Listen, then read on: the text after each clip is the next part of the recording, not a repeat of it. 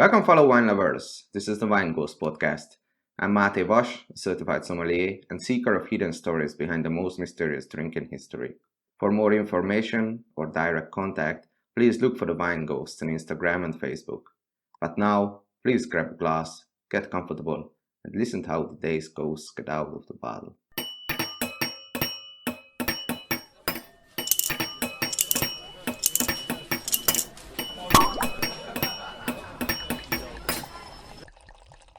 Nikolaihof is one of the benchmark estates worldwide if you are looking for great, age-worthy white wines with character. This is the oldest estate in Austria, lying on the right bank of the River Danube in Mautern, in the beautiful Wachau. The estate is led by the Saahs family for more than 120 years now and working biodynamically since the 70s already. They still use a more than 350 years old wooden press every year and age their wines in the cellar that once the Romans carved. Today's guest is Niki Saahs, the leader of the estate, who passionately shares why biodynamic viticulture is the best approach that a farmer could take, especially in the long run. We also tasted 3 beautiful Nikolaihof wines together, while Niki shared some deep thoughts how a wine ought to be enjoyed. Quote, "A great wine should be a kind of energy drink for you.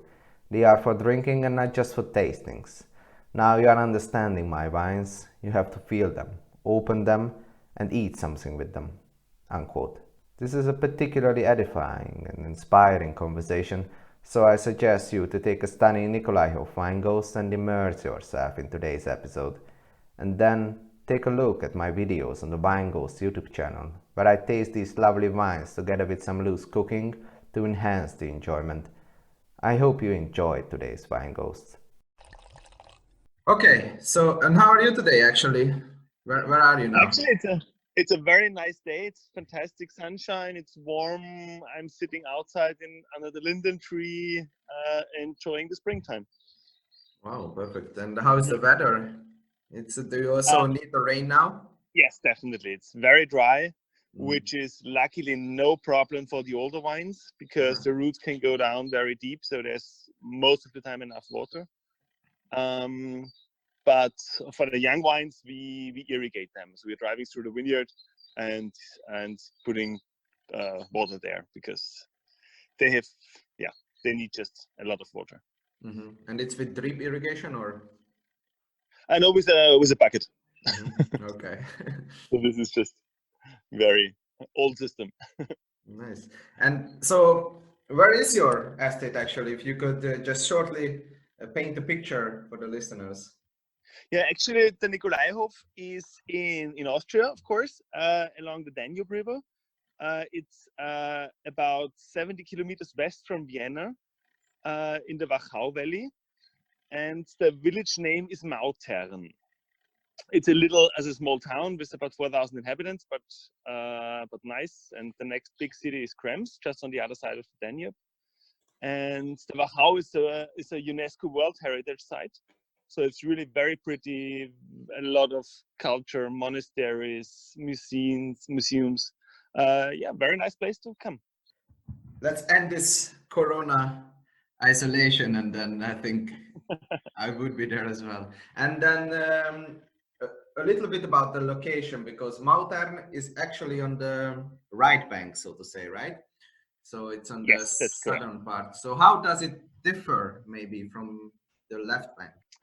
Actually, the right side is not really so famous as the left side, because more than 100 years ago they built the railway through the Wachau Valley, and that is on the other side of the Danube. So all the tourists from Vienna came always just to the left side, and so there are bigger wineries, more famous wineries, and here there are also very nice wineries, but everything is a little bit smaller.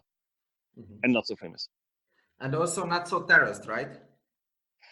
Yes, some areas, yes, but the more terraces are on the north side of the Danube, so on the left side.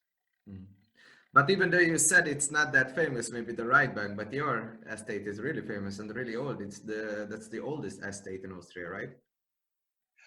That's correct. The building is about more than 2,000 years old. It was a Roman army base, Castel Fabianis, in that time.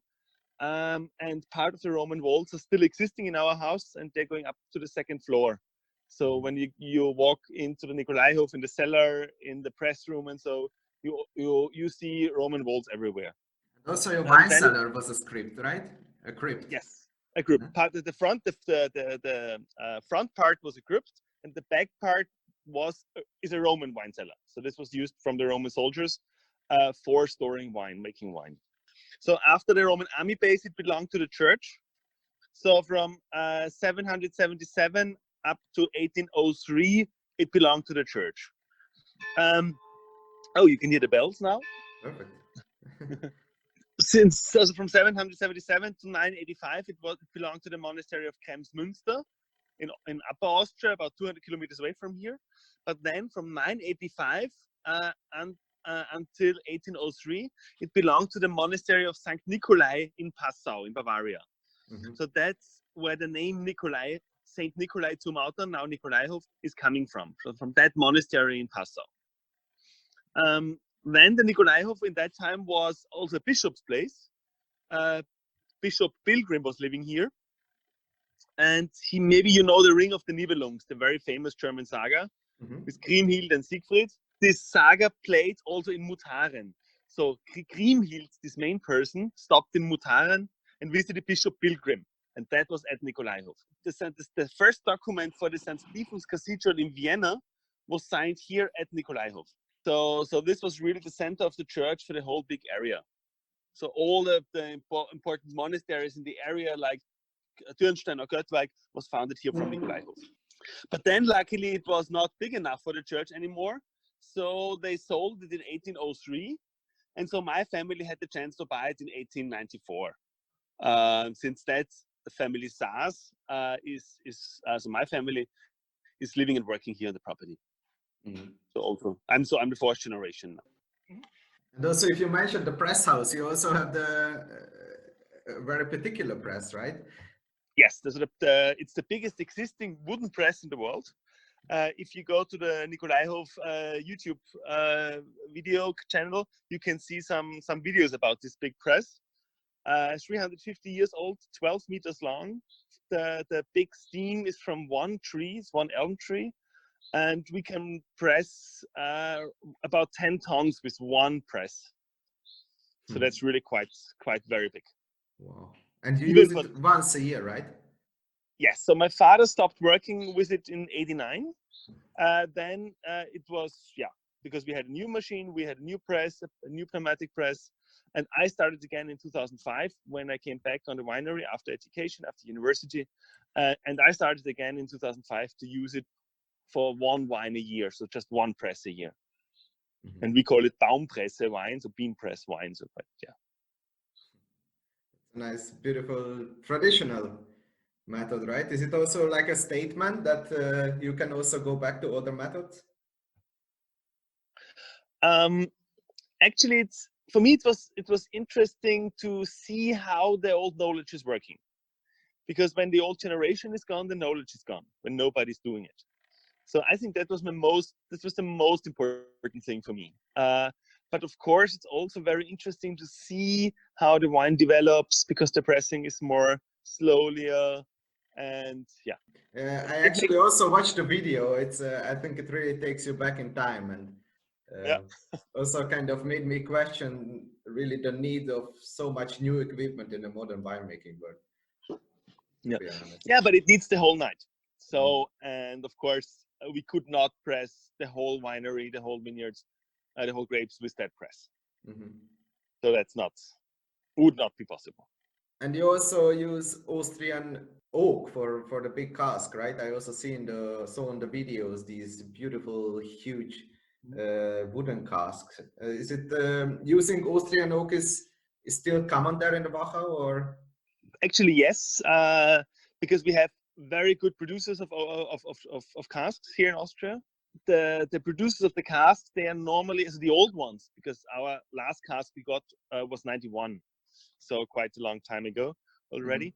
And they were going in the forest, choosing the oak trees, cutting the trees, and then after 2-3 years, I don't know exactly, when the wood is dry, then they can make a cask out of it. And how does it affect the wine, and why does it fit better maybe to your style than, let's say, the Slavonian oak? Actually, for the big casks, because the casks are from 2,000 liters up to 12,000 liters, the oak influence is not so strong. Because we don't want to have the oaky taste or so. So that's really just not good for our wines, for our stylistics. So it's quite neutral, especially after 2-3 years when it's new. At the beginning, of course, you have to be careful not filling the wine in for too long. But then after a couple of years, the oaky taste is gone, and then you can use it as a storage cask, which allows the wine to breathe, so it can get the oxygen what it wants. So it's not really the influence from the oak. So I think it doesn't matter if you use French oak or Austrian oak or Slavonian oak for big casks. So really what it matters that the wine can breathe a little bit, right? Yeah, that's right. And is the shape relevant? Because once I was in Alsace, and one winemaker said to me that this form was actually only out of practicality, so that maybe more barrels could fit into the cellar. Is it right, or does the shape has any relevance to the wine or to the character? No, I don't think there is. For fermentation, and so when it's a oval, I think it could be better because it's more the egg form, and the egg form, like the concrete eggs or so, there's a reason why they're doing it in that form. Because maybe the circulation is better or so, but for storage, I think it doesn't matter if it's oval or round. What are maybe the main considerations of leaving certain wines for only like a couple of months in these barrels, or for as long as maybe a decade? So there are different reasons why we are doing it. So the old generations, so 100 years ago or so, they normally kept 2 vintages as a backup in the cellar for bad times, for hail, for frost, or whatever. But this was lost 30 years ago because everybody wants to drink young wines and fresh wines and so. And my parents started it again as a security part. So it's better to have the wine in the cellar than some money on the bank account. And you also started quite early the biodynamic conversion or movement, actually, not really conversion, because your vineyards have never seen any chemicals, right? Yeah, it was more, that's the interesting thing, that we did not change to biodynamic. So it was just adding some new preparates, but it was always kind of organic. Because after the Second World War, all these chemical things, also the winery started to use these chemical things. Before that, there was nothing on the market. But my father, or my family, also it was Russian occupation in that time for quite a long time. So it was also not, of course, not good for business. And then my grandfather, so my father's dad, died on my father's 18th birthday. So he was 18 years old when he got the winery, and the Russian army left the house just 6 years ago, also before that. And so he had no money to buy these chemical treatments. So he was using the methods from his father, from his grandfather, but not the new technique, the new treatments. Then economic was getting better. My father did a good job. Wines were tasting well. And then he said, why should I use this? I don't need it. I spent money for a new tractor. It's much better than buy some expensive chemical treatments. But then in 1971, my mother came on the winery because she married my father. And there was an anthroposophic children's doctor, Dr. Jutta Scheich, a good friend of the family already. And she brought my mother to biodynamic. So she taught her all the Rudolf Steiner things, the moon phases, the preparates, the 500, 501, and all the others. So since that year, we are working with the preparates since 1971, almost 50 years now. So And really one of the first wineries worldwide. So my parents had really to learn all that by themselves. And then, what kind of preparations do you use in the vineyards, and how would you maybe distinguish the biodynamic from the organic? at the moment we are waiting for some rain because it's too dry, as we talked already about that, for the preparat 500, the Horn manure preparat. That's the preparat what you're using, spraying on the soil to activate the soil, to bring more life in the soil, in the ground. But therefore, the soil should be a little bit wet. So we're waiting for the next rain, and then we're bringing that out. Now 1 or 2 times, sometimes 3 times. It depends on the minute, on the year. And then the other main preparat what we're using is the 501, the quartz preparat. It's a bergkristall, a mountain crystal. We're making a powder out of it. It looks like, yeah, cocaine, but of course much healthier. And we are putting a teaspoon of it in 40 liters of water. We dynamize it, so the preparats, these 2 preparats must be mixed in a special rhythm to bring the information of the preparat into the water. Water can store information, can save information. And then the 501 preparats, the quartz preparats, you're bringing out on the leaves in summertime, when the grapes should get ripe now. So start to be physiological ripe. And that brings us much earlier the physiological ripeness, so we can harvest earlier with less sugar, so less alcohol. This is very interesting, that with these very easy preparats, it costs almost nothing, because you can do it yourself. You can collect the mountain crystal somewhere in the mountains, or you can buy them very cheap. And with that, you can really fight against the climate change in your vineyards. So you can deal much better with hotter years because of the earlier harvest. So biodynamic is the solution for the warmer vintages. That's maybe for a lot of people seems like a contradiction, because you might think that, oh, have a lot of chemicals to fight against extremes. Especially for these light wines, what we have here in the area, with good acidity, we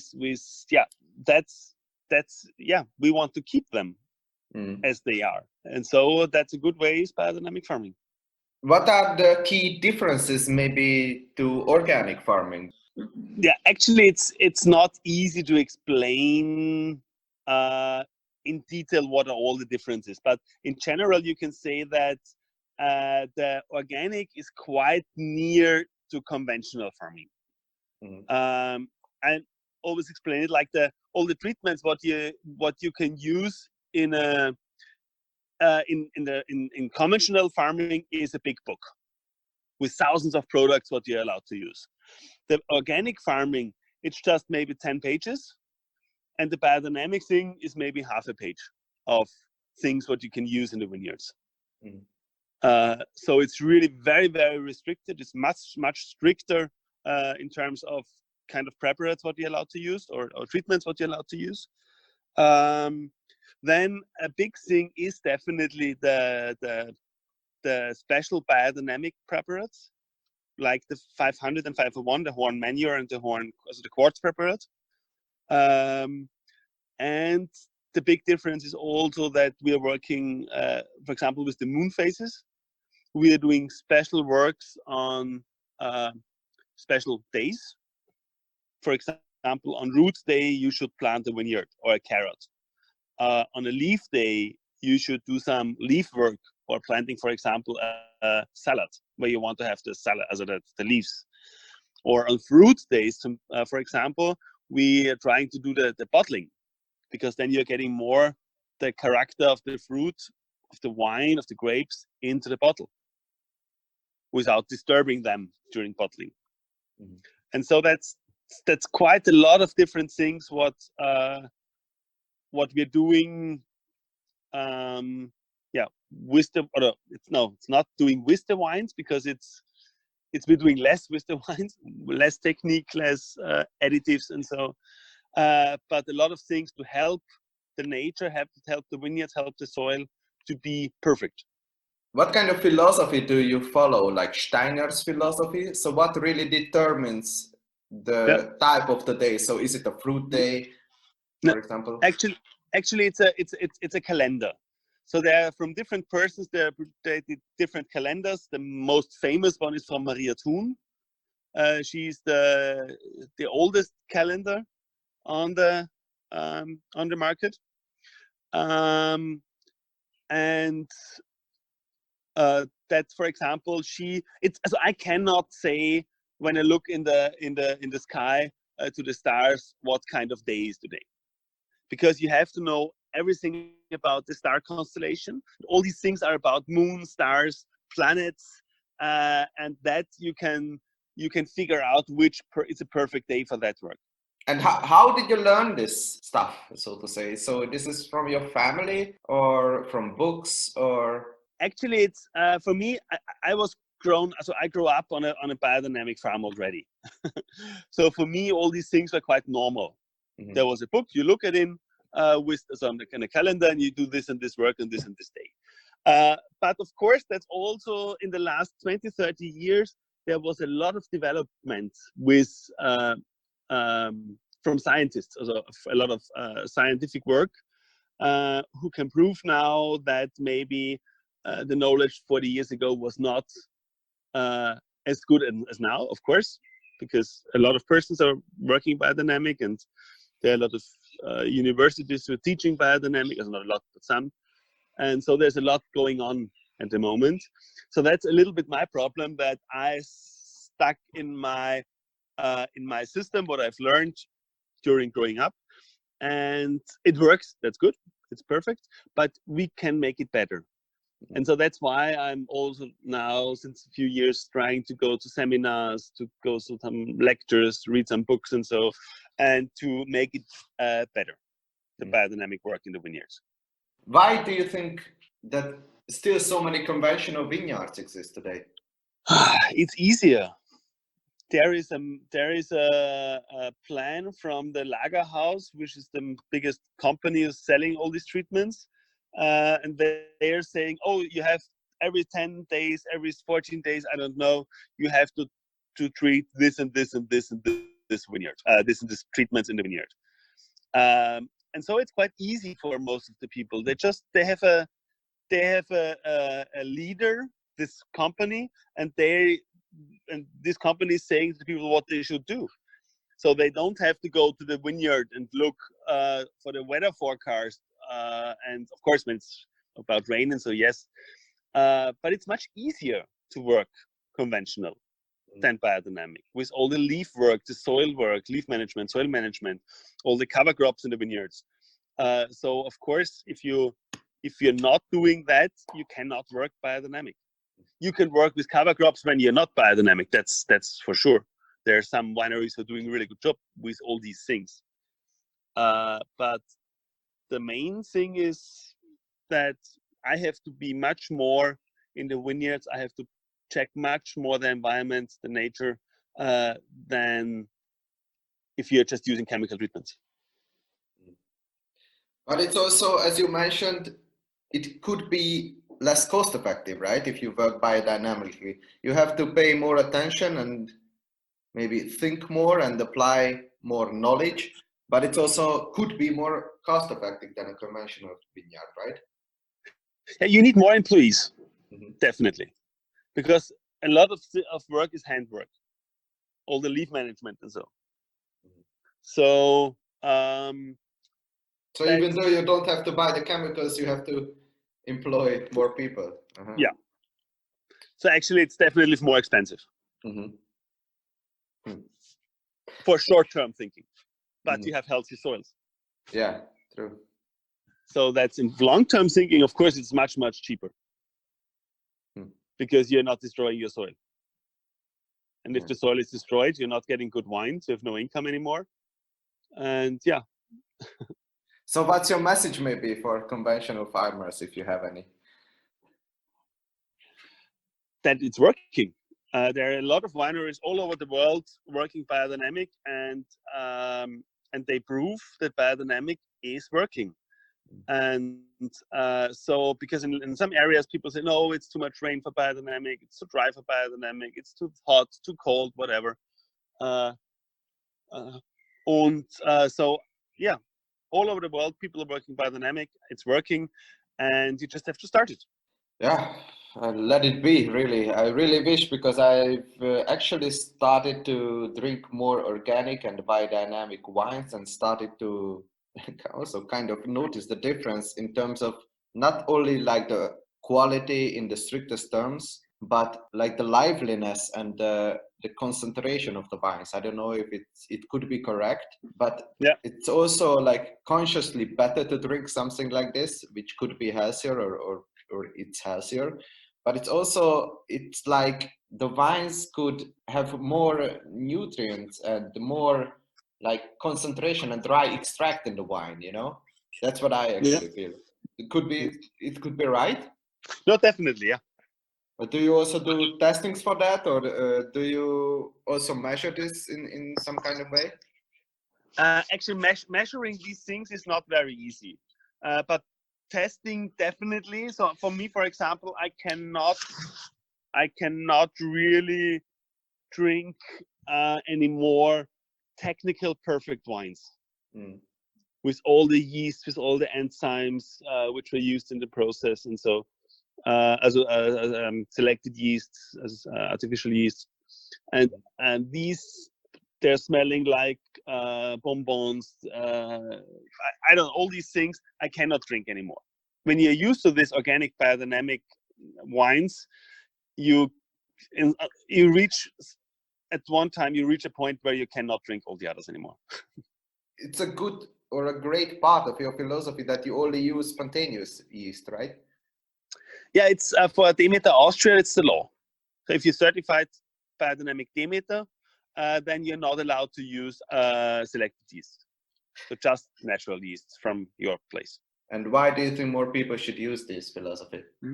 Now, I think if somebody is speaking about terroir and using some selected yeast from France or whatever, then you cannot speak about terroir anymore, because you're missing one important point in the wine, the local yeast.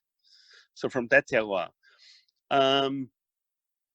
And for example, when the natural wine, as the juice is starting the fermentation, at the beginning it can be up to 260 different yeasts who are starting the fermentation.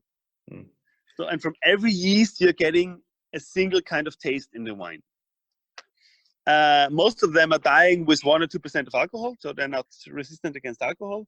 And just then the final yeast, the Saccharomyces cerevisiae, then that is finishing the fermentation.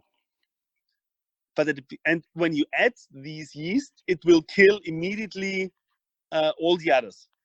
They have no space to grow, and then you're missing it, the taste. I really like this analogy. Yeast relates or actually belongs to the terroir. So maybe if you are talking about the terroir, can you maybe introduce your specific terroir? Because we already mentioned that you are on the right bank. How does it different, or what is the microclimate in general there? And also maybe about the soil a little bit. Now we have a very special microclimate in the Wachau because we are on the end of the wine growing area. It's quite a cool climate, definitely. So we have in the summertime we have very hot days and very good, not very cold, but cold nights. So we are in the north of the Wachau. We have the timber quarter, the Waldviertel, with a lot of forests, a quite cool area. And so every night the cool air is coming down in the Wachau. So hot days, cool nights. So that's perfect for white wine, of course, especially for Grüner Veltliner and Riesling. And that's infecting a lot, of course, the terroir. Then the soil type is it's quite a mixed soil type area. We have in one vineyard we have loam, we have loess, we have granite, we have paragneiss. We have in one. It can be in one vineyard. So every couple of meters you have a different soil type. Oh yeah, we are starting with the first one. Yeah, perfect. So which one do you recommend? The Zwickel, maybe? The Zwickel. I think the Zwickel is a perfect wine for starting. Okay, perfect. So can you please tell me about this wine first? So, Twickel is the unfiltered beer in Austria. And I love to drink the unfiltered beer. And that's why I decided to name my unfiltered wine Twickel. So, like the beer. Twickel Naturtrüb, so it's naturally cloudy. And it says, please shake gently before drinking. Because all the yeast is on the bottom and you have to bring it back in the wine. And yeah, that's a wine with about 12% alcohol. It's 2019 vintage we have here. And for me, it's a wine it's an easy drinking wine. It's not a wine for 2 hours of discussion. It's a wine for sitting on the beach or on the garden or balcony and drink. That's, yeah, uncomplicated, good, easy drinking, fun. It's a fun wine, I think. It's Grüner Veltliner. Cheers. Wow, really refreshing. Yeah, it's a fun wine. Yeah. But it's also just by looking at it, you can see a little bit like, yeah, almost funky, but in the best term. For me, it's also not only refreshing, but really on the white flower side, or really like a slightly sweet white flowers. So it's really, really fresh and really like the spring. Yeah. No, for me, it's the perfect wine is after you think you had 2 glasses, the wine is empty and you want more. Yeah, it is. Yeah. So it's dangerous. Yeah, it depends. But it's also a bit snappy. Like it's really refreshing. It's almost like really just get out of the bottle. I opened it yesterday evening, and we tried it with some dishes, but it's still like, wants to get out and see the world. That's why I always said like slight CO2 maybe also. Yeah, a little bit. Yeah, it was bottled about a month ago, so quite freshly bottled, and it's not an orange wine or so. It's just unfiltered wine. So there is some added sulfur in there. So it's not really what normally people think about orange wine. So we have another wine which comes as the last one. Then we also have a natural or orange wine, but this one is it's the same method as all the others, except the filtration. And how much sulfur was added to this wine, or what's your general approach about sulfur? Do you use it as low as possible, as much as it needs? So I think sulfur is, in the last couple of years, sulfur is the devil, and everybody thinks, oh my God, it's sulfur, it's so dangerous, which is absolutely wrong, because when we would not eat sulfur with our daily food and drink, we would die. So sulfur is a very, very important element for the body. And so for me, the sulfur thing is a stylistic thing in the wine. It's not if it's organic or not, it's more just a stylistic thing. We can speak about the next wine, because that's also an important thing about the terroir, the Grüner Veltliner Federspiel 2013. Good idea. Perfect. The vineyard im Weingebirge, in the Wine Mountains, is a vineyard with löss, but on some spots the paragneiss, as it's a kind of amphibolite, is coming to the surface like tongues. So some roots can go very deep down. There's always enough food, enough water, and some roots they coming on the rocks, so they have to deal with the primary rock. And so you have different influences in one vineyard, which makes, of course, it very interesting, this vineyard. The name im Weingebirge is coming from Saint Severin. He was living in that area. He died in the end of the 5th century. And one of his students, Agippius, wrote a book about him in 511. And he mentioned that vineyard im Weingebirge in that book already. So this name for this vineyard is existing since 511. Wow. That means that this is maybe the oldest in Central Europe, right? Or oldest mentioning. The oldest mentioning, yeah, definitely. Yeah. Because wine is existing here since a couple of thousand years. Or wine plants existing since a couple of thousand years. They found some seeds in a pot, which is about 4,000 years old here in the area. But they're not sure if they made wine out of it or they just had the grapes. They don't know. You already mentioned the soil, and what effects do you think these different soil types have on these wines? And for example, Grüner Veltliner likes more the kind of deeper soils, right? And more like maybe the cellar soil, and Riesling likes maybe the more stony and the more, not so rich soil maybe. So what are maybe the defining factors in terms of soil there?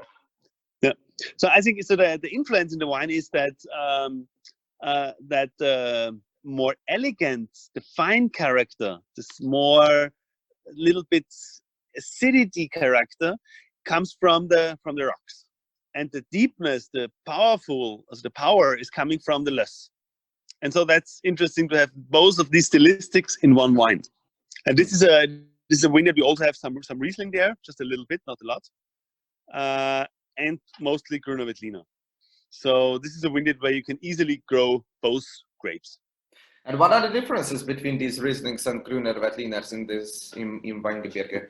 Like in terms of growing conditions, or how do they react to the soil, maybe? Mm-hmm. So for Grüner Veltliner, we're doing also some basic qualities there. For the Hefeabzug, for Zwickli, for example, we are going through that vineyard a couple of times for harvesting a little bit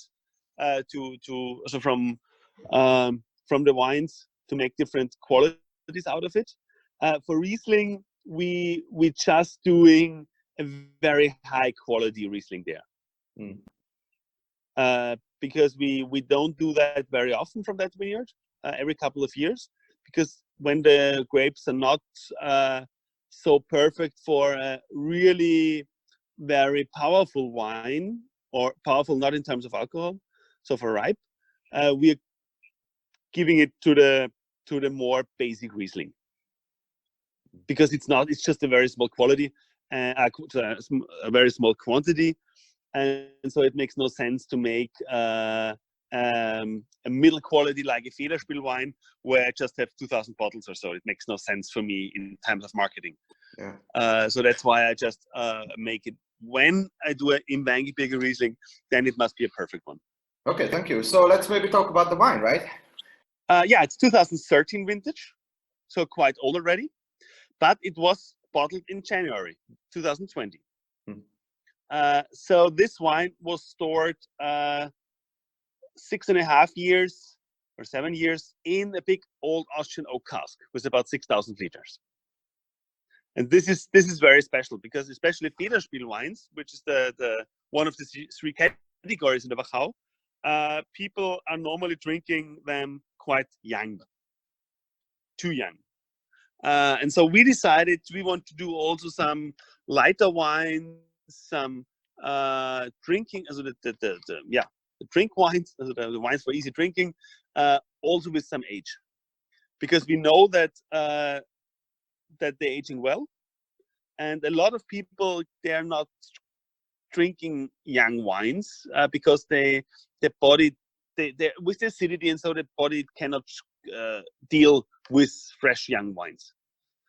And especially when you're going with food pairing, then of course an older wine is much better than a young wine.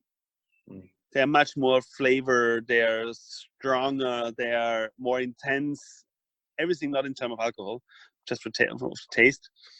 And so that's why we are storing a lot of wines for a very long time and bring them later on the market. But what my previous experience with your wines was, because I also tasted one Riesling actually from the late 80s, a Nikolaihof wine. And my impression was always that your wines are ageless. These can preserve the freshness for decades, really. And just you open the bottle and it's like from 2 years ago, but bursting of complexity and bursting of layers. So I think it's quite rare especially with white wines. So Yeah. I just want to know that it's really something special, and I can really feel also in the glass that it has some age and has multiple layers, but it's still fresh, even though it was in oak casks and not in stainless steel. So it had some oxygen already. So Yeah. it's like magic. I think that's a big thing is biodynamic farming. Mm. That the wines are getting stronger. They have more how do you say, more life in them. Mm-hmm. Yeah. So I think very often, also Nikolaihof wines in the first 2-3 years, they are totally closed. They're not perfect for drinking. And then when they're getting older, they're getting better. And some of the other wines, you open them, you can drink them young. They're tasting perfectly. They're showing everything. But in 2-3 years, they're going down and they're gone. So yeah, I think it's just, but it's also with all the biodynamic, with all the Demeter food and meat and everything, they have more life energy in them. Yeah, it's definitely palpable. So I can only agree to that. But your vines, or the average age of your vines, is also quite in the mid-range, right? Like 40, 50 years old. So kind of a middle old, so to say. Yeah. So Yeah. what do you think does it give to the wine, or are they also more resistant maybe against illnesses or diseases? Definitely, yes. Mm-hmm. Because we had that in 2014, for example, or 2010, 2008, these very difficult vintages. The wines, so we had no problems with diseases. We had no problem with rot. For example, in 2014, the rot started, but our physiological ripeness was already so good that we could harvest easily everything. And other wineries, they did not have the physiological ripeness, so they had to wait. But the rot was coming; it was very wet and rainy, and so that was then a big problem for them. Mm-hmm. So especially in difficult years, biodynamic helps a lot in the vineyard. In easy years, it's easy for everyone. And you also think that this great biodiversity, so not only monoculture, this is what I mean, so different herbs and fruits and other great treasures can be found in your vineyards, right? Yes, of course, because the vineyard is a monoculture. If you have just wine and grass, so it's not good. So of course you have to bring the diversity with the plants for the insects and so in the vineyard. Because when you have a good diversity in there, you have the bad insects, you have the good insects, and they're keeping each other in a good level. So they're not destroying anything. And you also sell other products, right? Like have a store, right? I saw an online store. So what kind of other products do you have? Yeah, so we have at the winery, we also are doing, of course, marmalade, mustards, chutneys, elderflower juice. So a lot of products what we have here in the area. Apricot the Wachau is also very famous for apricot trees. And my brother has a very interesting project, or it's more than a project now. He produces Demeter certified biodynamic wine cosmetics. Wow. And so he's using a lot of our products what we have here in the wine process, like the seeds after pressing, so the grapeseed oil.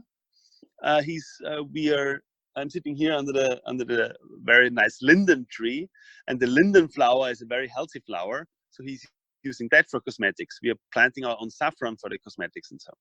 So that's a really cool thing, that you can have biodynamic wine cosmetics, and that's a lot of these products we're selling it's my brother's online shop. Mm-hmm. So we are not selling wine there in the online shop because we have a lot of international partners. We are exporting to about 46 countries at the moment, worldwide.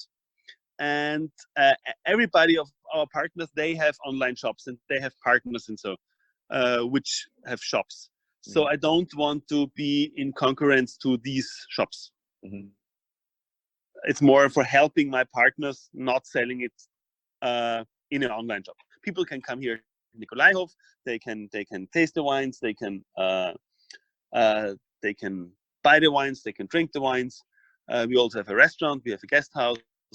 That's of course always possible. We are sending also within Austria the wines, but not directly to other countries. And do you have maybe any other tips for maybe recognizing your winemaking style in a blind tasting, or maybe the influence of these huge oak barrels? I think that's so difficult, especially. Especially, I'm not a good blind taster.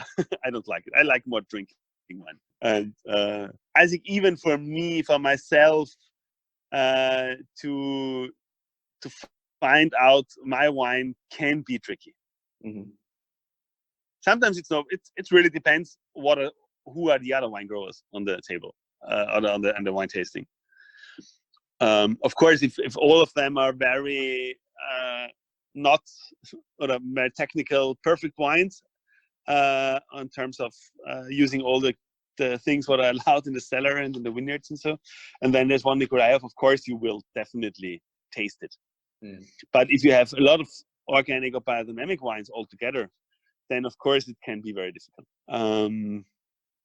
You mentioned the Riesling before. For the next wine we have, it's also a long stored wine. It was also almost 6 weeks, 6 years in the big oak cask. It was in a 12,000 liter cask. So this was in the biggest cask we have. And like, for example, how should we imagine the process of, how many times do you taste these wines from the barrels, and how do you decide, okay, now it's ready to drink, or okay, now I leave for another half a year, or how should we imagine the process? So at the beginning, when we are putting the wine in the cask, we never know how long it will be in the cellar. So it's not the plan. This wine will be now 20 years in the cellar or not. It's more, we put it in the cellar, and then after a cup, maybe we need it as a young wine. You never know about frost, hail, or whatever. It can destroy a vintage, and then of course you have to take all the wines out from the cellar and sell it to have an income.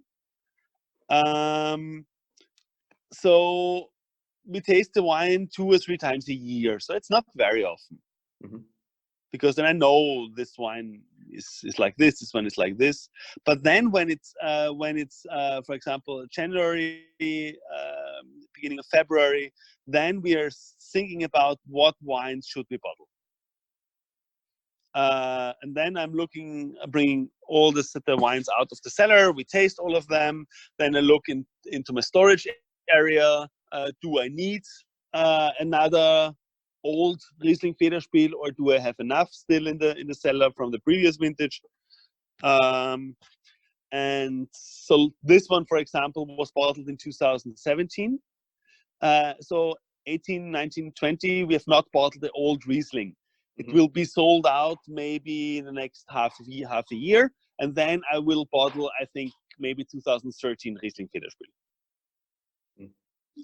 So because I see 2012 is not in the cellar. I've nothing stored from 2012 from Riesling. I also asked this question because I wanted to refer to my blind tasting question. So what if you have any maybe desired style of what a Nikolaihof wine should be, or how should it taste like? I think it's more very interesting not to judge with the first sip. Because when you open a bottle, you put it in the glass immediately and taste it immediately, then the wine can be very closed still. It needs some air. It must develop a little bit. So yeah, but it's difficult to say how. It's very often about wine tasting is feeling the wine. It's not just tasting the wine. Feeling what the wine is doing with you. And that's always very difficult in a tasting. That for me, for example, I cannot taste on a wine fair. Too many people, too many wines, Too much just noise. one sip. You have no chance to think about the wine, to see the development in the glass about the wine. So to say the Nikolaihof wine must taste in a tasting like this and this is not really easy. Yeah, but I think it's a beautiful purpose that you want your wines to be judged not after the first sip and want to be ageless. So I think that's one of the best aims of a wine could have. Now, I had that in just a couple of weeks ago. I had it in a restaurant. I did the wine tasting, and the sommelier. So it was for a sommelier wine tasting. And he said, yeah, wines are okay, but not very good. But yeah, not very good. Not it's the wrong word. But they're not fascinating me. So they're good. And then I stayed there for dinner, and then we had some other wines opened. That the sommelier said, this is my favorite wine. This is my favorite wine. So he opened a lot of other things, and then we are eating and drinking, and suddenly just the Nikolaihof bottle was empty. All the Nikolaihof bottles were empty, and all the rest of the bottles were still not untouched, but not really. Yeah, people did not drink these wines. And then I said, now you're understanding my wines. They're for drinking and not just for tastings. You have to feel them, you have to open them, you have to eat them with some food.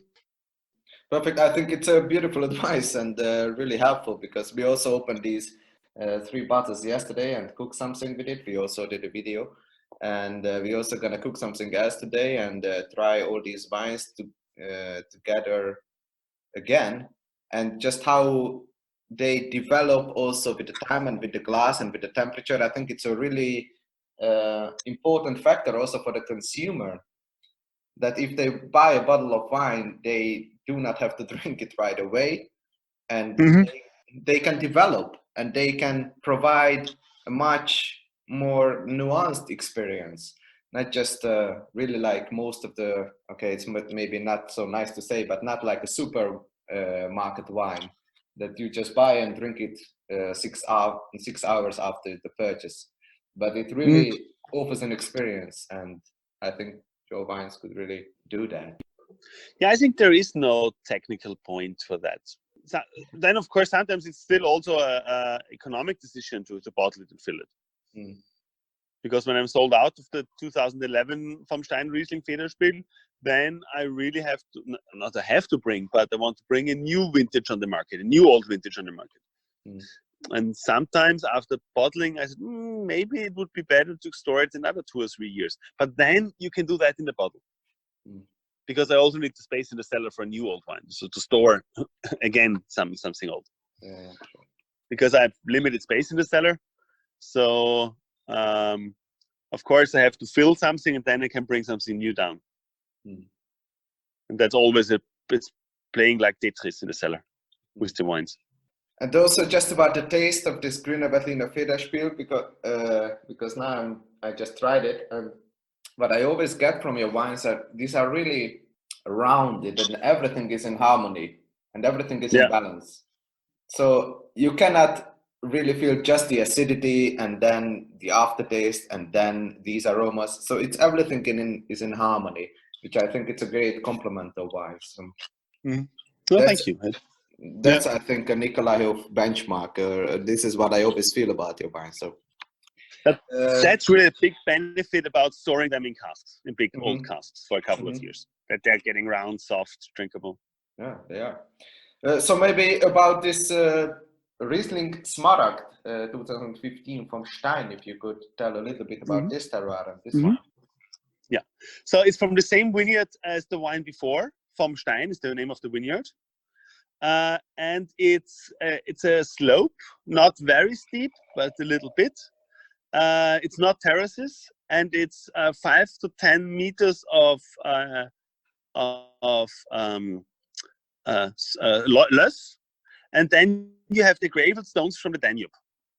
So roots can go very deep down, always enough food, enough water.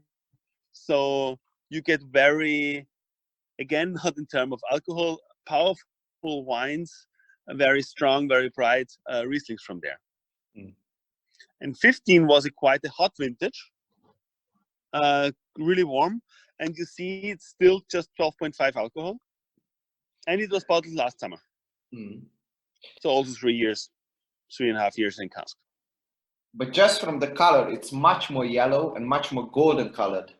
And also in the nose, am I wrong that I smell some botrytis? It was a little bit, yeah. It's correct.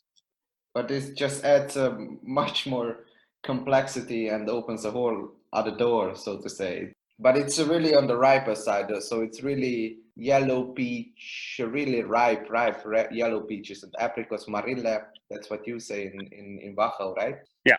And really on the yellow flower side, so there is some sunshine in the glass, and you can feel it right away. And what are your wine pairings with these wines? So what are your favorites? Actually, I think you can pair almost everything with this wine, except if it's some very pepper sauce or so, very strong one.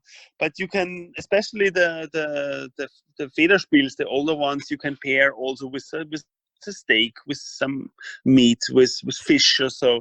I think it's quite easy to pair a lot of things with these wines. They're fitting perfectly for Asian food. With this light filigrane wine, with some really light filigrane food, of course, fits very well.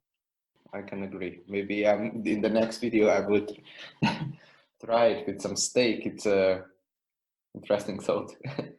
Yeah. If you have not a very strong sauce to it, just the meat from the barbecue or so, it fits well. Yeah.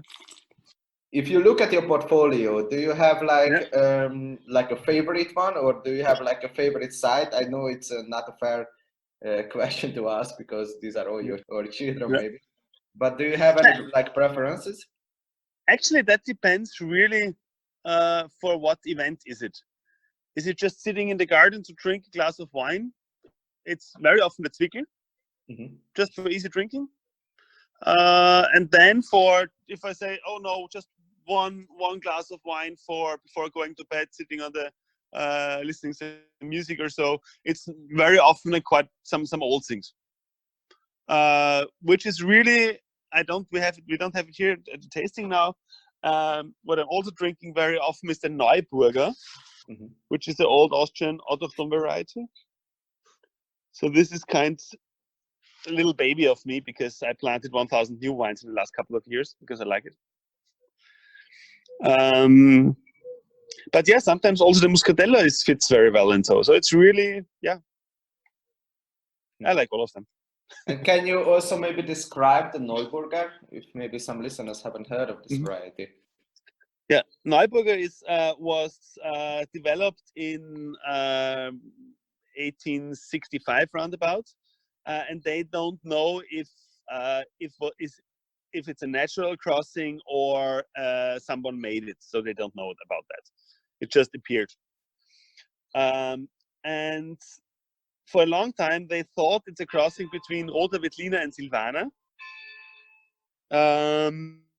but that's not true. I'm just waiting until the bells ends. It's the 5 o'clock bell. That also belongs to the terroir, right? Yeah. So for a long time they thought it's a crossing between Roter Veltliner and Silvaner, but genetically tests found out that it's not true, and now they have no idea where it's come from or what it is, whether the mother and father. It's a little bit in the direction of a Burgundy. It's a little nutty character. It has a very, very high aging potential. So if you somewhere find on a list an old Neuburger, just buy it and drink it. The older, the better. Always depends on the winery, of course. But yeah, Neuburger is a great variety. And it's getting luckily more and more popular again. Because it's still existing a little bit in the Wachau, but not a lot. But hopefully in the future it will be more and more coming. And as you mentioned the age of the wine, what were maybe the oldest which you've already tried? Unfortunately, we have nothing older than the beginning of 70s in the cellar. Because in former times, my parents, my father, he really sold everything because he needed all of the money. So we have not the stock from before 71. We have a big stock. We have a lot of wines then in the end of since the end of the 70s. So we also have a rare wine list, a very nice one.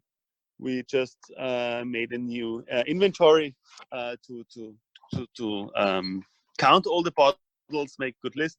And so if people are interested in all the vintages, they can ask us, and we have it also for selling a little bit. Or maybe about the Semicolon Natural Wine Project. Can you tell a little bit about that? And what's your intention with this project?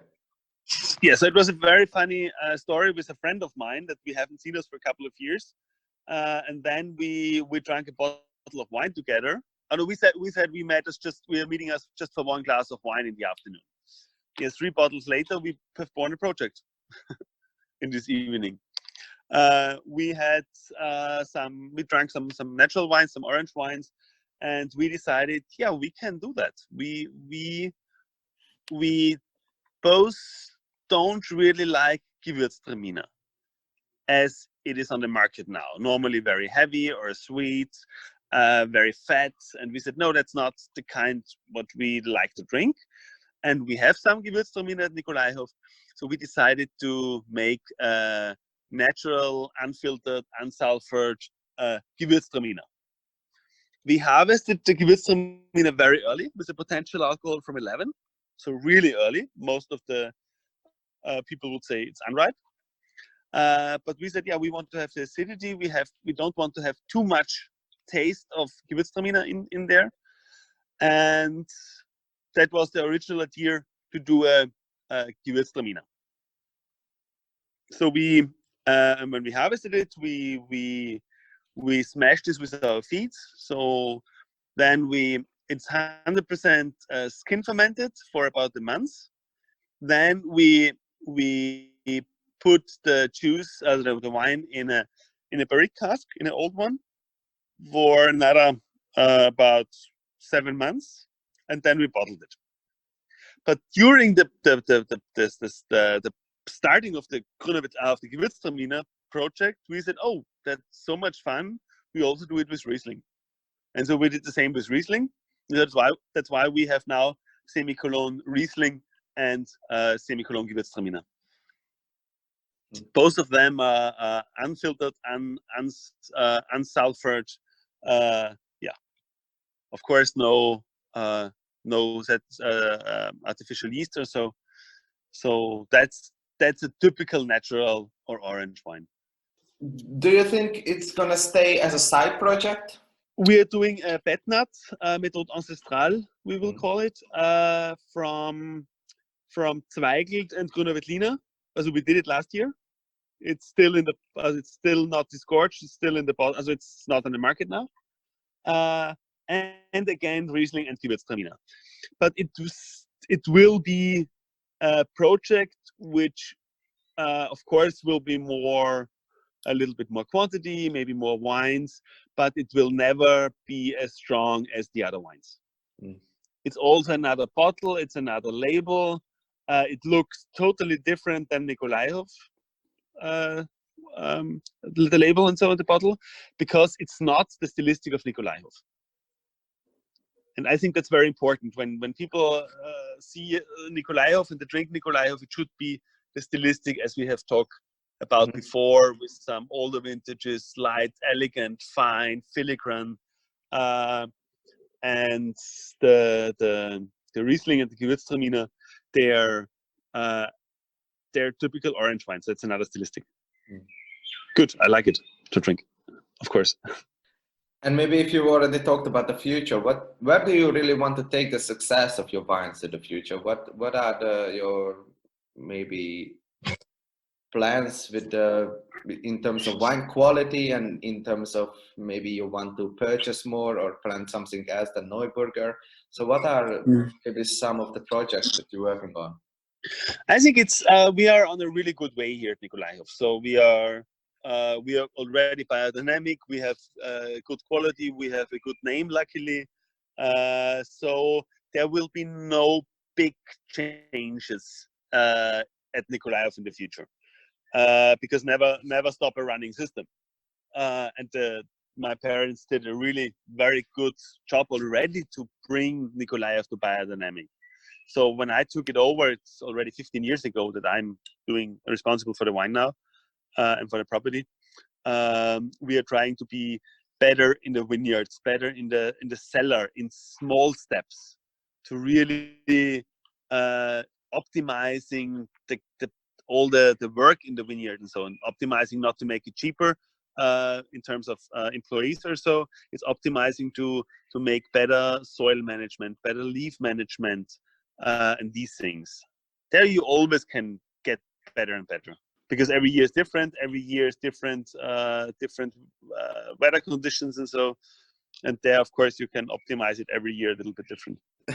Maybe give some insights. What kind of other wine regions do you enjoy to drink or do you enjoy to try maybe in your free time? Actually, that's at the moment very interesting, because in former times, 1 year ago, I really had just Nikolaihof wines and the Styrian. I love from Styria the wines, Weingut Rebenhof, for example. He's doing also very, very fantastic natural wines, and it's also certified Demeter. And because I started in Geisenheim in the Rheingau, I love the German wines, the Rheinhessen, the Mosel, the Pfalz, and so. They're really, maybe a little bit with some residual sugar. I really love that. But since a year ago, my partner of the Semicolon project, Katharina, she traveled a lot all over Europe, and she knows so much about other wineries, other wine growing areas. So that's, since a year, I'm trying totally different things from France, and so it's really fantastic. It's a lot of new experience for me. But do you also find in your free time or on your evenings or in your evening wines maybe that you enjoy biodynamic or maybe natural wines more than, so to say, conventional ones? That's definitely, yeah. So it's very often that I open a bottle of wine because I got it as a present. It's good. It's really good. But sometimes it's just I cannot drink the bottle. Even when we are two people, we cannot drink the bottle, and that's normally should be no problem. But of course, there are really some also conventional wines which are really good. But it can be conventional can be very close to organic or biodynamic, or conventional can be using all the pesticides, all the herbicides, and everything. So it's you cannot say that in general that all the conventional are bad and all the organic or biodynamic is good. So that's not, of course, not true. And other than maybe the farming method, so biodynamic or low intervention wines, what are you really looking for in a great wine? Or what in your mind, how does a great wine look like or should taste like? I think a great wine must animate you to drink a second glass or a third glass. It makes no sense if you have a glass of wine, you say, wow, it's smelling so well, it's so fantastic, but I cannot drink a second glass. Then it's definitely not a great wine. And for me, it's very important, not just the taste. It's really how the body reacts to the wine. How do you feel after 2 or 3 glasses of wine, or sometimes just a sip of wine? It must brings you energy. It should make you stronger, more alive for the first 3. Of course, when you have 3 bottles, that's different. but it should be kind of energy drink for you. And that's for me a great wine. So maybe just some questions on a personal side. If you read sometimes the descriptions of some wines or tasting notes of your wines, do you think that these tasting notes are applicable to most of these wines? Because sometimes I read tasting notes and they all look the same kind of, but they don't really concentrate on the feeling, what you also mentioned about the wine, or what you really, when you close your eyes, what you imagine, or what do you feel in your mouth? Just, listing components or aromas, or how is the acidity, medium plus. But these are, it's an artwork. I think at least your wines are. So how do you judge the wine? That's why I asked. And I think you gave a really good answer. But what do you sometimes feel about your tasting notes, if you have any thoughts to that? Yeah, sometimes I think, yeah, perfect. Sometimes I say, okay, he did not understand the wine. Yeah. So it's really very, very different. And I'm not sending my wines to a lot of wine tastings. Mm-hmm. So you cannot find us in a lot of newspapers, a lot of magazines or so. In these big wine tasting magazines, I am not really sending the wine, because I want to have the journalists here. I want to talk with them. I want to explain them the philosophy of the wine. I want to show them the wines, how they develop when they are 20 minutes in the glass. Mm-hmm. And I have no control about that when I send a wine to a big wine tasting somewhere in the world. Yeah, great. I really can encourage everyone, and I hope I will be lucky in the near future to go to your site or to your estate to visit you. And maybe if you could talk about Nikolaihof, or maybe the estate a little bit, what can people do there after this Corona is over, and how should we imagine an experience in your estate? Actually, I will start the wine tastings next week here at Nikolaihof again. I don't care about Corona. It's I think it's a big marketing thing from the pharma lobby. It's hard to say, because it's kind of, I don't know, people are crazy. Everybody's so afraid. But I think it's if you're healthy and young, you have not really a problem with that virus. Of course, for elder people, for sick people with cancer, whatever, of course, for them it's quite dangerous, but not for regular, like we are, healthy people. So that's why I decided to open the winery next week again. So the tasting also, of course, outside in the garden, people can come. They have to call us before, because I don't want to have 200 people in here as together. But when people can call us, and they can come and taste wine next week already. But then when all these Corona is over and we can start a restaurant again, we have a nice, of course, organic biodynamic restaurant here at Nikolaihof, Weinstube Nikolaihof. We have a lot of our own meat, our own vegetables, and all these things. And then my sister has the guest house. It's just 300 meters away. It's a very nice guest house with a swimming pond, with a sauna house. And of course, you can make really vacation here at Nikolaihof. Yeah, let it be. And Mr. Saahs, thank you very much for this conversation, and really thank you for your time. And I wish you all the best with the tastings already next week. And really, I'm really grateful. No, thanks for having me. Thanks for the interview. And hopefully we see you soon personally again. Yeah, I hope so too. And really, thank you very much. Have a great evening. Okay, stay healthy. You too.